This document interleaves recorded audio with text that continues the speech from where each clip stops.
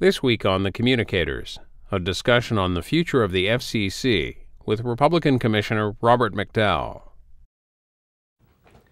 Well, we're pleased to welcome back to the Communicators Robert McDowell, FCC Commissioner, just reconfirmed by the Senate for his second five-year term. Joining us in the questioning, Amy Schatz of the Wall Street Journal. Commissioner McDowell, congratulations. Thank you for being here. Thanks for having me. Let's start broadly. First of all, this is kind of a two-parter. What in the next 6 months to a year would you like to see the FCC work on? And as one of only 2 Republicans and one of 5 commissioners, how much influence do you have in setting the agenda? Well, first of all, Congress has mandated through the Stimulus Act that we present to Congress a national broadband plan that's due February 17th. The date February 17th might seem familiar. That was the original date for the DTV transition of earlier this year, so it seems to be an auspicious day for the FCC. But we are to come up with a plan and present it to Congress. So we are in the midst of soliciting public comment and data inputs and trying to get analysis and to come up with some ideas to present to Congress. So we kicked this off back in April with what we call a notice of inquiry, where we sort of say to the world, please give us your ideas. Here are a lot of questions we would like to have some answers to, and tell us what we should do. So we're in the midst of that process right now. In terms of being one of 5, we all have an equal vote. The chairman sets the agenda for the commission. That's how it's set up by statute. But certainly all the other commissioners have a role to consult with the chairman and advise, and also to vote on matters that he puts before us. So it's a small group.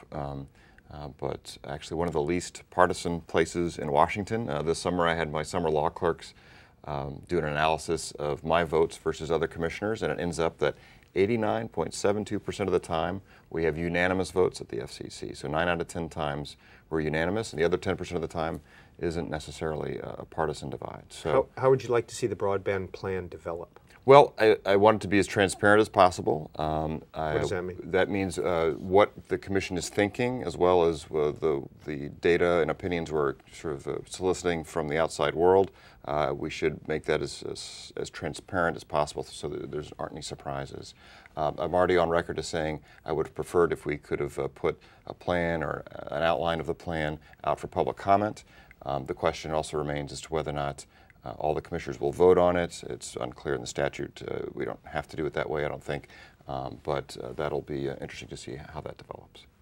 Have you had any discussions with the chairman yet about whether you will be intimately involved in the formation of this plan? Because it seems like they've set up this entire bureau and brought in a lot of McKinsey types consultants to come in and sort of to write this thing. And it wasn't entirely clear to me this week when I talked to the chairman after the initial kickoff workshop about this issue, about how involved are the other commissioners going to be in actually writing the plan. Well, I think that remains to be determined. I'm meeting with the chairman later today, the date of this taping, as well as sort of the director of the Broadband Plan initiative within the FCC, a fellow named Blair Levin, a former chief of staff of the FCC. So we're in constant contact. I have to say that thus far, Chairman Janikowski has been very gracious and thoughtful and has reached out a lot, and we communicate several times a week. So I want to give him high marks for his first, 6 weeks or so in office.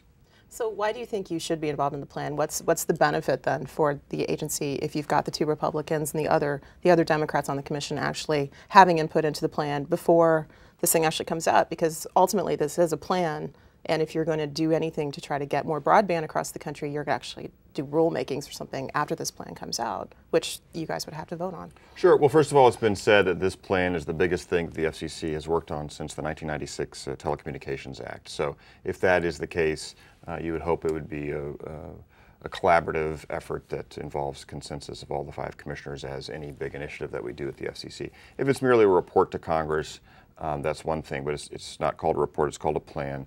And so, it remains to be seen, will this be sort of an options memo to Congress saying, here are 50 great ideas, pick some of them, please, or will it be something more set in stone? I don't think it can be set in stone. I don't think it will be. It's got to be iterative. And what's sort of interesting is, and this was probably a bit of an oversight by Congress, is that the broadband mapping initiative, that data is due in 2011, so a full year after the broadband plan has to be presented to Congress. So I think it has to be a flexible, iterative document. And you know, in internet time, things are always changing anyway, so nothing should be really stayed or carved in stone. Commissioner McDowell, what do you see for the role of the private sector in developing this plan? Well, excellent question. So, you know, this year, by some estimates, between 70 and 80 billion dollars in capital expenditures will be invested by the private sector in broadband infrastructure. That dwarfs, of course, the $7+ billion from the stimulus package to have public financing of broadband, and also dwarfs other countries' private investment or public investment in broadband. So I think it's very, very important that we not discourage that. I think the first rule of any broadband plan or anything that comes out of it should be do no harm. What we want to do is make sure that we continue to have an environment that's attractive to private capital investment. And that's really the engine that's driving all of this. And tech and telecom are really well poised to help bring the country out of this recession right now. A lot of tech purchases have been put off by companies and residential users as well. And so we are really well poised to actually bring us out of this particular recession versus the earlier recession where the dot-com bubble bursting was sort of the cause of a recession or partial cause of a recession. So I think it's the flip side now. So we want to make sure that whatever we do really helps stimulate more private investment as well.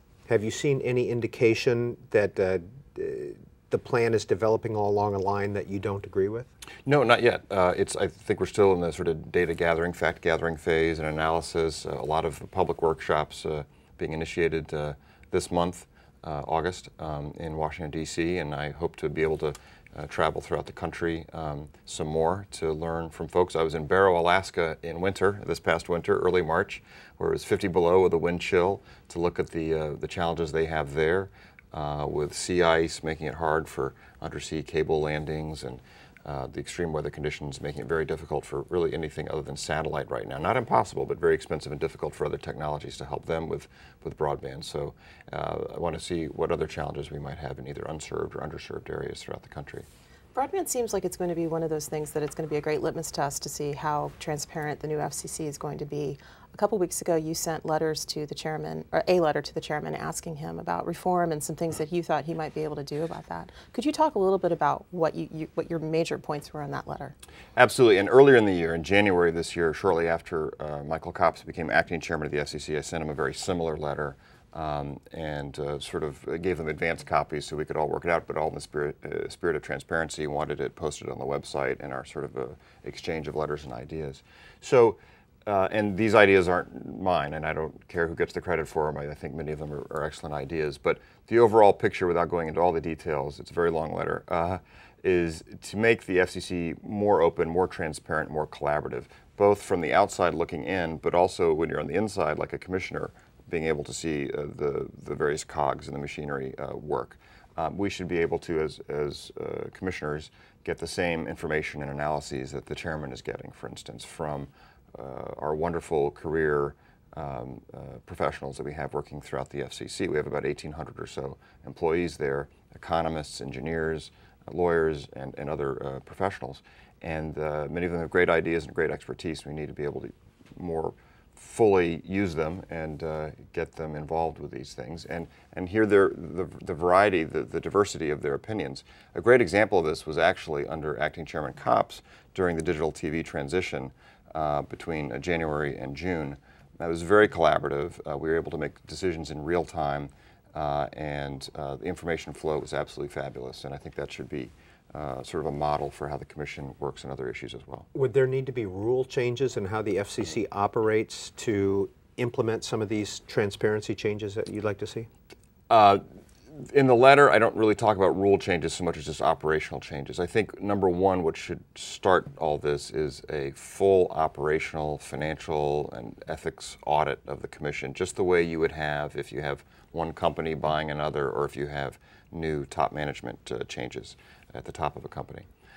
So let's do a full audit. How does it work? How does it not work? What could we do better? And then revise our strategic plan as well. It's easy to get lost in sort of the day-to-day activities we have at the Commission and sort of forget about the direction we want to go in. So let's update our strategic plan as well. There has been talk for years of revising the Sunshine in Government Act. independent agencies such as the FCC, you can't have a majority of the commissioners meeting without meeting in public, without public notice and making it available to the public to see. Now that the Supreme Court can, town councils can, Congress can, they can all meet in executive session. It makes it difficult at the FCC because no more than 2 commissioners can meet at a time, therefore. So our staffs have to shuttle around, or sometimes it leads to late night meetings where we knock on doors and one-on-one try to relay information and gain consensus that way. It makes a certain amount of sense, or it made a certain amount of sense. It was a post-Watergate era law that they didn't want smoke-filled rooms really producing public policy.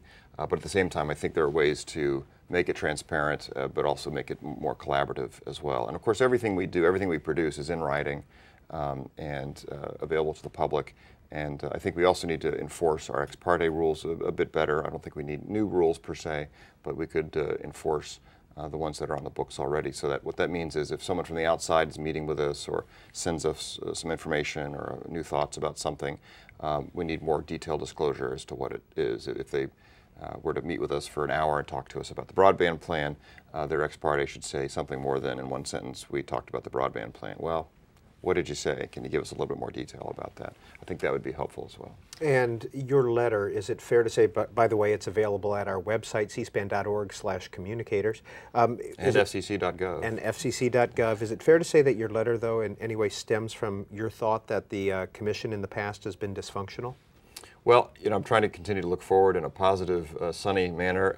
Don't want to look over our shoulder to the past too much, but I think we can learn from the past. And there have been different commissions that have been run in different ways. The Commission sort of got away from information sharing on what we call the 8th floor, that's the commissioner level. And we want to get back to the days where we can get the same sort of options memo and analyses and summaries of comments that have been filed. And the same legal opinions from the Office of General Counsel, et cetera. So, yes, we can learn from the past, both the good and the bad. Amy Schatz. Well, after you sent your letter, the chairman sent you a very polite letter back. I wondered what you thought of that, or if you've had any other follow-up conversations with him or his staff on this. We had a lot of conversations actually prior to the letters, and we have talked afterwards too. So he has appointed someone in charge of FCC reform. This has been something he's talked about since the minute he was nominated by the president. So I think he's taking FCC reform very seriously and seems very energetic. He has hired some wonderfully qualified people to come into the Commission, and I remain optimistic. So last week the FCC sent letters to Apple, Google, and AT&T about an issue involving Google Voice being taken off the Apple App Store, and also associated similar applications were also yanked off the store. And the FCC opened an inquiry into that. Did you support that inquiry, or what do you think the FCC should be looking at there? That was issued by the Bureau. I did not know about it ahead of time, so it wasn't anything we signed off on ahead of time. It doesn't hurt to ask questions and gather data. It does start to take the FCC in a different tack. There's been a talk for quite some time about us looking into what's called handset exclusivity. So what that really means in the vernacular is can you download any application onto your wireless device? You can call it a cell phone, but they've really become our personal computers, so we'll call them devices. Can you have any application on there, and can you take that device from carrier to carrier? So device and application portability, we call it. Can you sort of carry it around? And I've always supported that. But also we have to ask, has the marketplace been moving in that direction already? A couple of years ago, we had a rule in our 700 megahertz auction. This was the auction of the TV airwaves reclaimed from the digital TV transition. This rule sort of mandated what we call open access. Open access is something I support, but did we need the rule to do that? It ends up there were some companies already in discussions at the time of that rulemaking where they were producing devices that could contain any application that you wanted to download on them. So we have, for instance, the Google T-Mobile partnership. We have Clearwire and other companies that are producing these things. So let's take a look at it. Every decision should be data-driven, and I support that. And we'll see where the facts take us, and also where the law takes us. at what point do we go from being the Federal Communications Commission to the Federal Software Commission? So we'll find out. I had a question about that because it wasn't entirely clear to me what the FCC could do to Apple. I'm not entirely clear what the jurisdiction would be there. If in fact they decided that Apple was incorrect in taking Google Voice off the App Store, what could the FCC actually do, or what rule would you use to do something to them? That's an excellent question, and I think that'll be for a lot of lawyers to debate over a long period of time. Who knows, this may go to an appellate court, but also there are antitrust issues perhaps here. So the FCC is a regulatory body. We have to operate under what's called the public interest standard. Department of Justice and Federal Trade Commission enforce antitrust laws. So in terms of having an application store, as you call it, it's a little like having a grocery store. So if you shop at Whole Foods, you're looking for a certain type of breakfast cereal. It's going to be organic. You're not expecting to find, let's say, Frosted Flakes there. So should Whole Foods be required to carry Frosted Flakes would be maybe a similar analogy. So we'll see. We'll see where this takes us. So wireless issues seem to be taking a broader, there seems to be a much broader issue with wireless issues at the Commission right now with the handset exclusivity or the Google Voice issue. Are there other things that you think the Commission should be looking at right now in the wireless space? Well, first of all, I think wireless is one of the most exciting areas that we cover. Our what we call spectral efficiency doubles every 2.5 years. That's the amount of data you can put through the airwaves. It's sort of like Moore's law with computers. So we are about 2 trillion times more spectrally efficient than we were at the time the radio was first invented in the late 1800s by Marconi.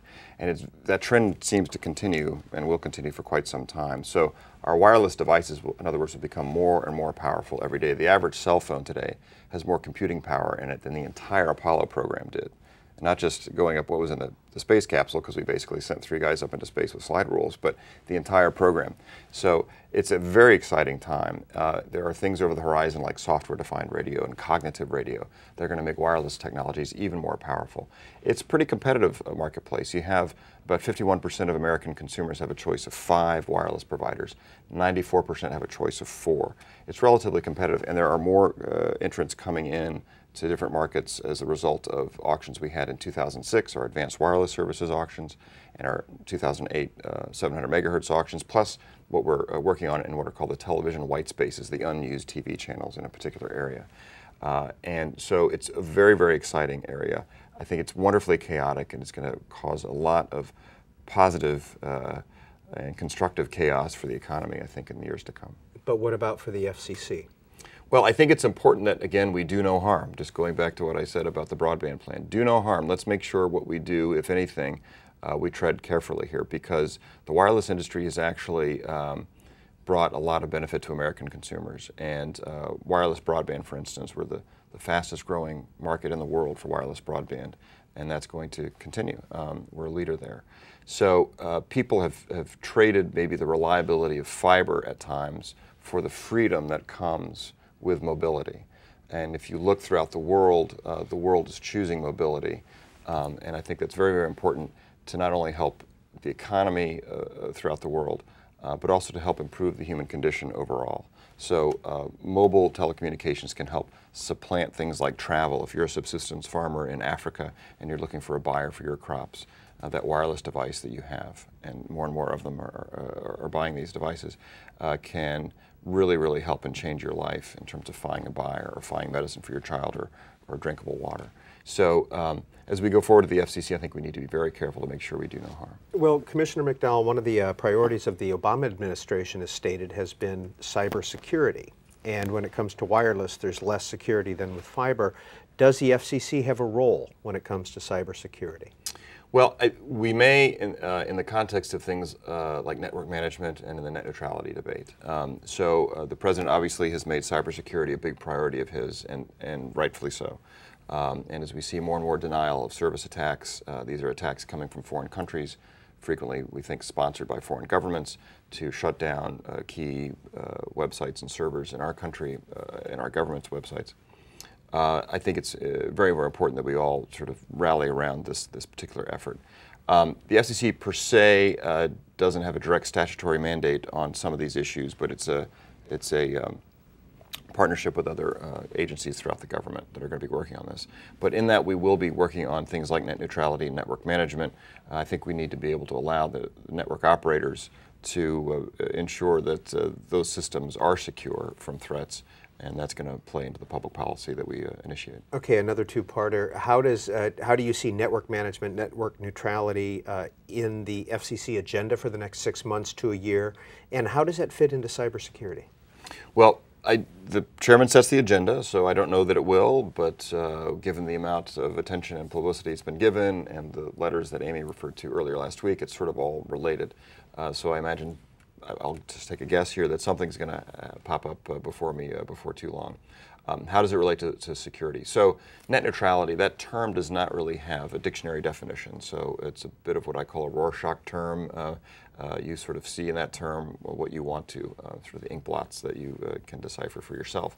But does it mean that all bits over a network are treated the same, or is there sort of room for reasonable network management? So for instance, if there's a non-discrimination fifth principle, the FCC in 2005 came up with 4 sort of pro-consumer principles regarding network management and net neutrality to give consumers the freedom to go wherever they want on the internet, basically, is what it all boils down to. And you want to preserve the internet to make sure it is as open and free as possible.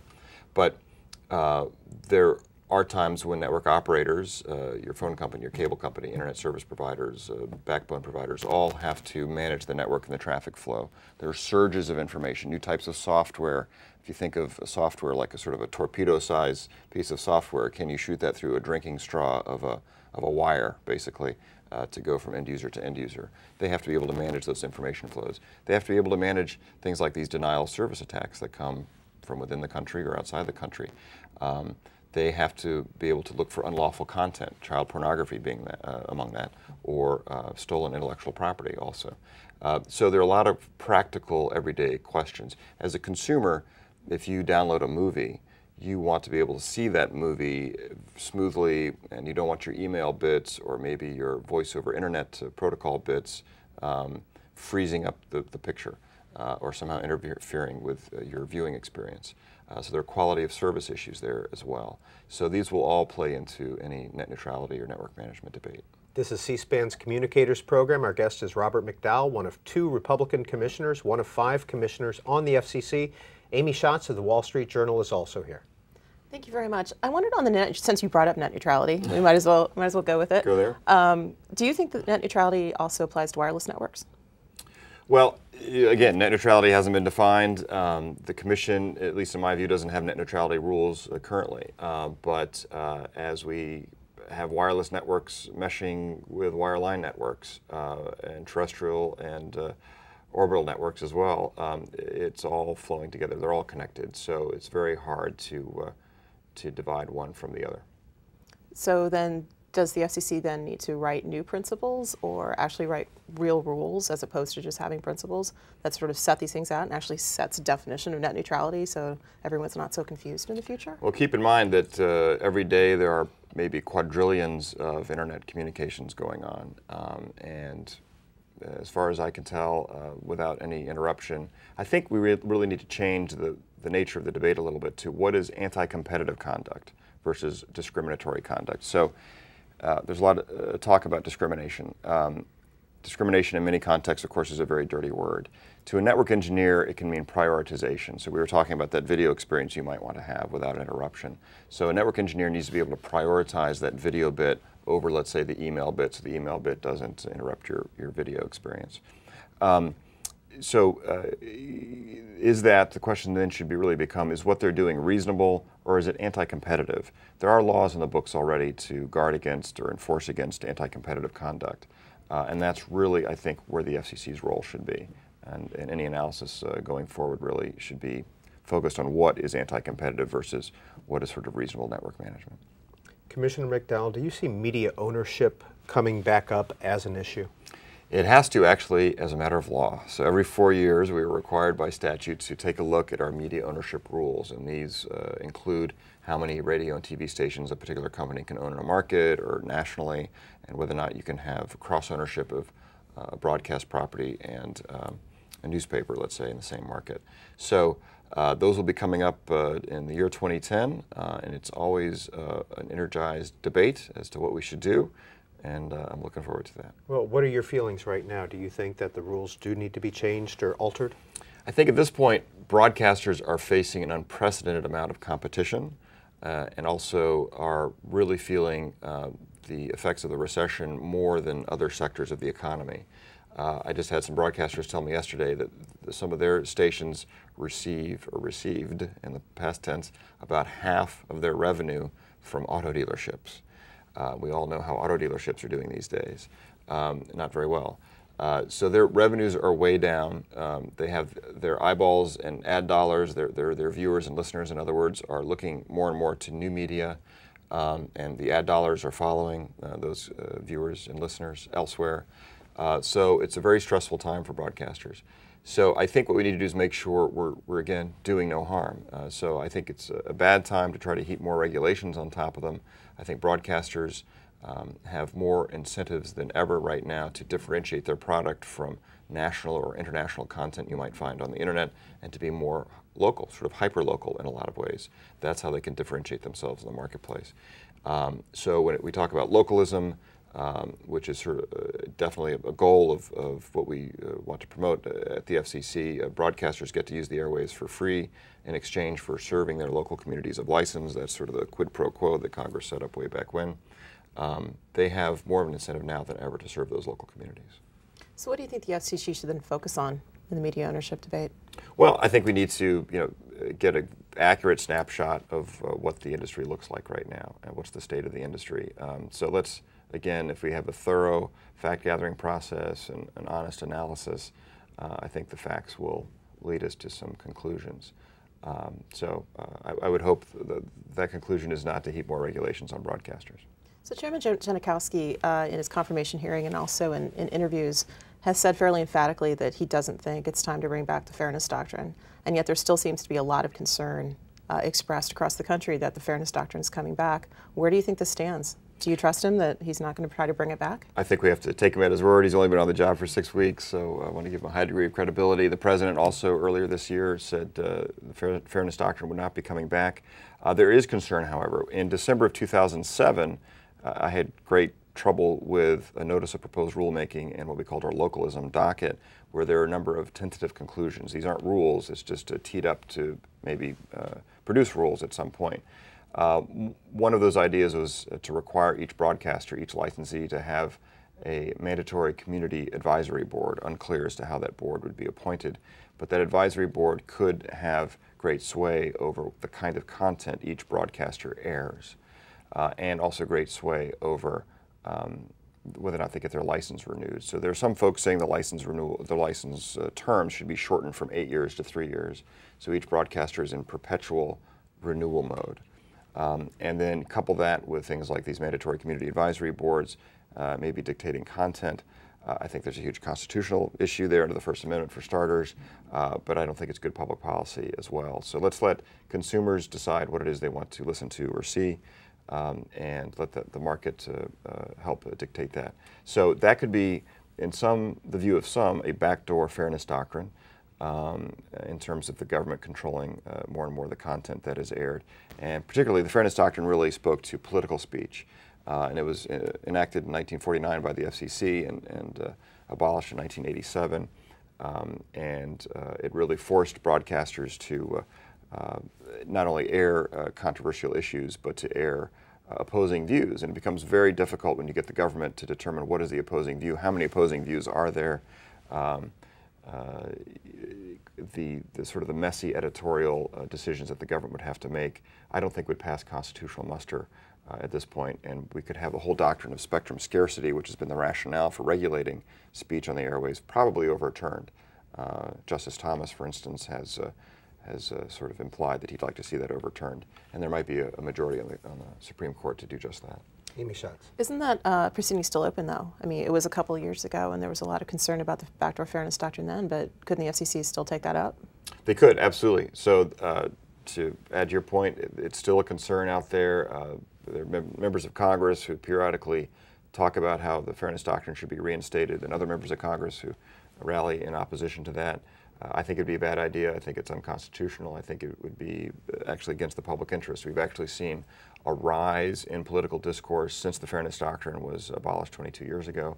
There's much more political discourse on the airwaves and, of course, on the internet, which didn't exist even in 1987 when the doctrine was abolished. And finally, Commissioner McDowell, when do you see the FCC having significant action on the broadband plan? What's next in the line of? On the broadband plan. So I think the month of August will be spent with these workshops, 20 of them. It'll be very active. I would like to see the commissioners go out across the country and have town halls and do some fact gathering there and listen to the American public as well. I think as we get into fall and winter, we'll start to see more interest paid to this as we get closer to that February 17th deadline. In terms of the actual specifics or actual specific timeline, I don't have one to offer you just yet. That might be a better question for the chairman, and maybe I could tell you later today after I meet with him, but stay tuned. Do you see the February 17th date holding? Well, it's not just a good idea, it's the law, so I think we have to stick to that and present it to Congress no later than the 17th. Commissioner Robert McDowell of the FCC and Amy Schatz of the Wall Street Journal. Thanks for having me.